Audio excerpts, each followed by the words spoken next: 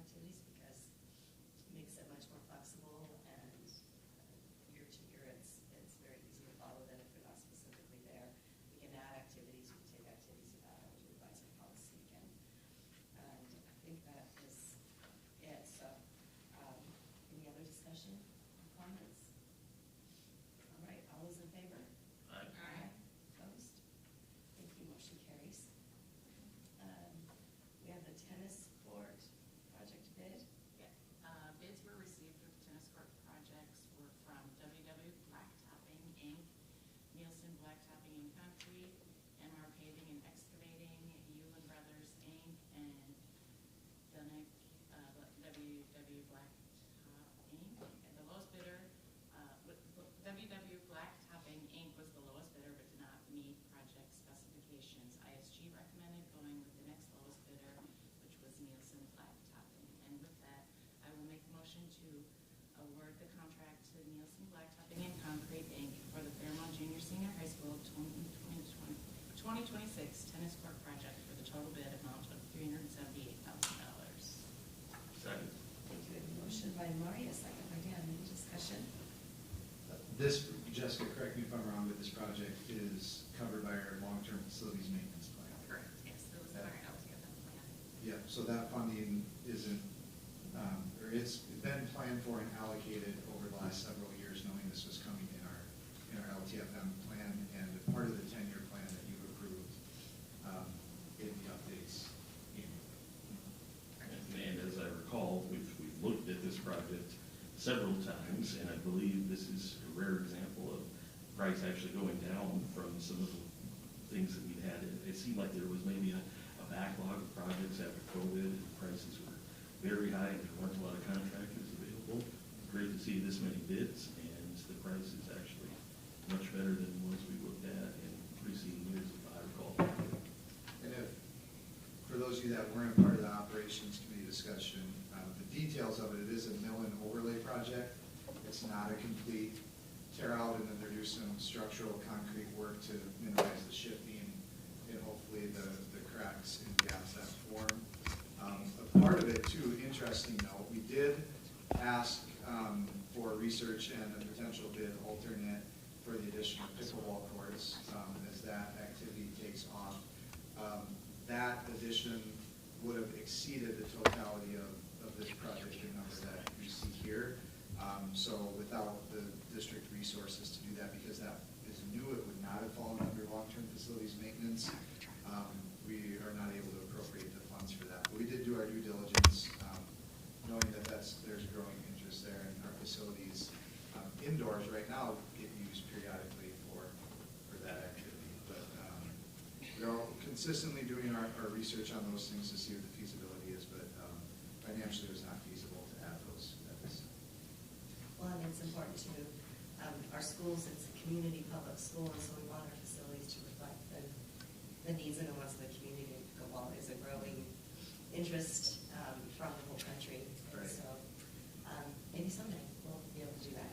But, all right, so we have a motion and a second and discussion. Any more discussion? Okay, all those in favor? Aye. Opposed? Motion carries. Item E, audit services, appendix E. The district received proposals from 5 audit firms. Is the recommendation of the operations committee to award the services of Clifton, Larson, and Allen, beginning with the fiscal 26 audit, fiscal year 26 audit. This change will result in savings of approximately $12,500 from the fiscal year 2025 audit costs. I make a motion to approve the proposal from Clifton, Larson, Allen for audit services beginning with the fiscal year of 2026 for $25,750 for the financial statement audit of $1,513 for technology support and CSV, and $4,500 for a single audit of one major program.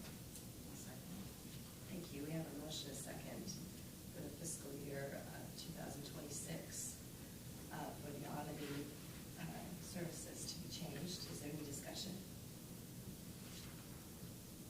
Jessica, how many proposals did we receive in total for that service to review? Yeah, so we received 5 proposals, Abdo, Bergen, KDB, Mike Whaley, who has been the district's auditor since, I believe, 2017, if I'm not mistaken. Red Path, and Clifton Larson. Thank you. We have a motion and a second. Any other discussion? I believe Clifton Larson, Alan was the auditor when I began on the board. And so there's always, Circle. yeah, there's always ebbs and flows in business, so glad to see them come back, I guess. All right. Any other discussion? All those in favor? Aye. Opposed? Thank you. Motion carries. Item F, Red River Tracking System, Appendix F. I'll go ahead and do that. It's the recommendation of the Operations Committee to not renew the contract with Frontline for time tracking and hiring software, and to enter into a contract with Red Rover. This change will result in a savings to the district after the first year of implementation, as well as greatly improve HR-related functionality for both employers and employees and administrators. So I would make a motion. I'll second it. Thank you. We have a motion and a second. Any discussion? All right. All those in favor? Oh, did you want to say something, Jessica?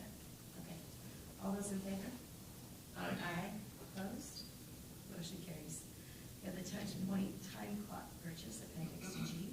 And with that switch to Red Rover time tracking system, it's the recommendation of operations to also purchase time clocks compatible with the timekeeping system for employees to use at high school, elementary, and maintenance buildings. Standard models are expected to have a life of 7 years. So I would make a motion to approve the point in Appendix G. I'll second it. We have a motion by Dan, a second by Maureen. Any discussion or questions? All right. All those in favor? Aye. Opposed? Thank you. Motion carries. Under personnel resignations, item A. We have resignation of Chelsea Jensen, elementary paraprofessional, effective February 20th of 2026. She's been employed with the district since January 24th of 2024. I make that motion to approve. Second. Thank you. Motion by myself, second by Mari. Any discussion? All those in favor? Aye. Opposed? Motion carries. Under employment, item C. List of recommended coaches for the 2025-2026 spring athletics is enclosed in your packet, Appendix H. And with that, I'll make a motion to approve the following: the spring athletic coaches for the 2025-2026 school year. I'll second it. Thank you. We have a motion by Mari and a second by Shayna to approve the spring athletic coaches for the 2025-26 school year as presented in Appendix H. Any discussion? I know that we have a handful of volunteer coaches who are listed, which is wonderful to see. We have more community members taking an interest in our students and activities. Yeah, here, I'll have to, okay. I wasn't gonna bring it up, but yeah, that includes me too, because I'm also volunteering for girls' flag footballs. You brought it up, Nicole, and I couldn't stop myself, sorry. Someone listed. Okay. Because it's currently a club sport. Yeah, 'cause it's a club sport. Still funded by the Minnesota Yeah, Vikings. I was gonna say, I didn't see that. So we appreciate all of our I mean, volunteers. it is on here Yes. on the backside, but Yeah. it's It's a club what sport. funds flow through the district. It's great to meet so many coaches, especially for events like track and field, where we have so many kids out, but it seems like we have more golfers and more tennis players and more kids participating in expected this year, so that's great to see. So we'll go ahead. Is there any other discussion? All right, we'll take it for a vote. All those in favor? Aye. Opposed? Thank you. Motion carries. We'll move on to board committee reports. CER advisory meeting, Mari. Well, this was from February, and we also meet Thursday of this week at 12 noon at the SMEC building. Main changes are going to be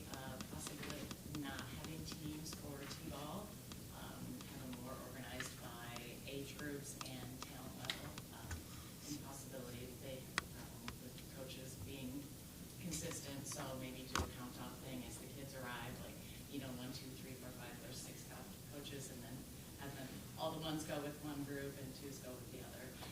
Nothing is finalized with that, it's just been a suggestion to talk about.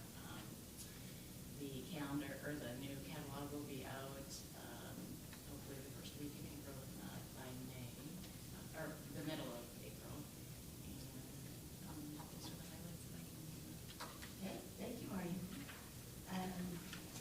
This policy committee meeting, Sheena? We, as a committee, reviewed a lot of those 3-year reviews, with a lot of them not needing a whole lot of changes. There was a couple that we did need some review, but only a couple of them needed a full board approval, so.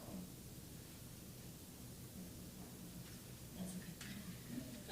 The ones that have any significant or even a minor significant change are always brought to the board. So, and like Sheena said, there are some that are required to review annually, some are required for review every 3 years. So we always have quite a stack, but not always that we need to bring. And part of that is because we have MSBA, who really gives us great guidance on the policies for making sure our policies are following the law and from the state. So. And once we get in now that we've had a cycle for many years, and we are meeting monthly, it's really, really an efficient process to stay up on. So it's, those board members that some of you were on the board when that started, or those that went before you and served our district, thank you to them for implementing that process, because I know in my time in this role the last 5 years, it's been really efficient and really beneficial to be in the flow of just monthly reviewing policies. So. Yeah. All right, we'll move on to Operations Committee meeting, and Andy is going to share that. It was quite a lengthy meeting, and I don't know if my voice will hold out, so he's Yeah. graciously agreed to do that. Thanks, Nicole. Last Thursday, we met as an operations committee for a meeting that exhausted a lot of thought into many topics of over 2 hours in length. We started the meeting with representatives from ICS, which was our consulting firm that did our our comprehensive facilities assessment project that led to the projects that were on the ballot this past November. Part of that was to review our HVAC project component that you as a board approved, some different specs with our welding lab for that ventilation component. We looked at some design adjustments there.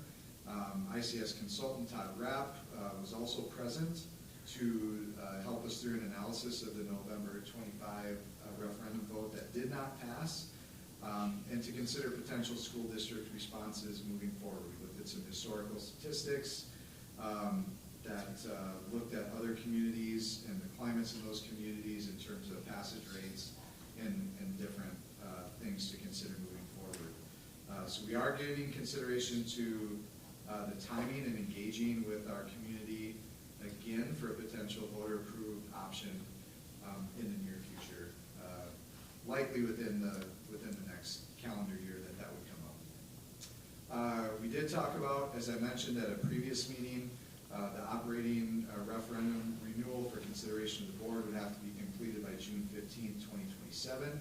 That would keep our operating referendum in place for another 10 years at the current amount. We discussed the audit proposals that you approved here earlier. We reviewed parameters for our partnership with Partners in Education, our local Fairmont Partners in Education.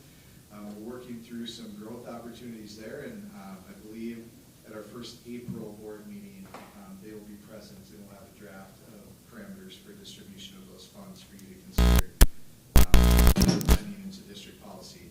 We reviewed our hunt fund investments from sale of the hunt farm that we have invested there. We also looked at athletic training services and options with that component, considered the CER office location, given the pending sale of the SMEC building. Final determination to be communicated there at a future meeting. There's a software, when I mentioned custodial maintenance earlier, that's titled Brightly. Tyler Garrison was he's not president, he was present at the meeting to discuss the software that would provide efficiency and proactivity, where they'd have a more digital monitoring system with reminders for maintenance and checks and things, that would also keep an inventory of all of the systems throughout our district to keep that house in one place. We talked about the Red Rover and time tracking, the 26-27 calendar review, which the goal is to have that before you at the March 24th board meeting for approval of the calendar for the 26-27 school year. We had some real surface level conversations about budgeting and staffing for the next school year. Jessica and I met for about an hour today looking deeper into some of those analytics.